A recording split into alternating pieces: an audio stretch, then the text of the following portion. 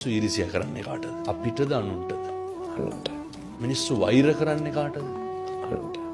මිනිස්සු ද්වේෂ කරන්නේ දෙස් දෙවොල් තියන්නේ. මොකක්ද අපිට කියලා කරගන්නේ? අපි අපිට කරගත්තා නම් අපි පිට වල තැනක. මිනිස්සු වැඩිපුරම ගරහන්නේ. මිනිස්සු අපකීර්තියට වැඩිම කාලයක් ගත කරන්නේ. අපි වැඩිපුරම කැමති අපේ ඉන්ද්‍රියන් පිනවන්න අනුන්ගේ කුණුවලට නෙමෙයි. කෙලෙහි ගුණ නැති මිනිස්සයාට බුද්ධ ධර්මය අනුව භාගතුන් වහන්සේ කිව්ව විදිහට මොකද්ද වෙන්නේ? කෙලෙහි ගුණ නොදන්න මිනිස්සයාට. කෙලෙහි ගුණ නොසලකා හිටපුවාම ජීවිතේ කවදා හරි මිනිස්සයාට අර යථාර්ථයට මුහුණ දෙන්න වෙනවනේ. කෙලෙහි ගුණ සැලකුවා හෝ නොසලකුවා හෝ මොකද්ද යථාර්ථය? ජරාවට ව්‍යාධියටපත් වුණාම පශ්චත්තාප වීමක් මිනිස්සුන්ට ඇති වෙනවා. අධික කනගාටුවක් මේක හතරහන්දි වළංගු තියනකොට නම් ඇති වෙන එකක් නෑ. අපිට බලපුලුවන්කාරකම තියනකොට ඇති වෙන එකකුත් නෑ.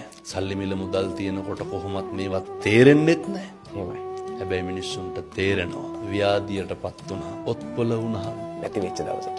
කවුරුත් නැති වෙච්ච දවසට. මට මම විතරයි කියලා දැනෙන දවසට. අර උගන්නනවා නේද? අත්තාහි අත්තනෝ නැති. අපිට අපිවත් නෑ කියන දවසට තමයි මිනිස්සුන්ට ඕක තේරෙන්නේ.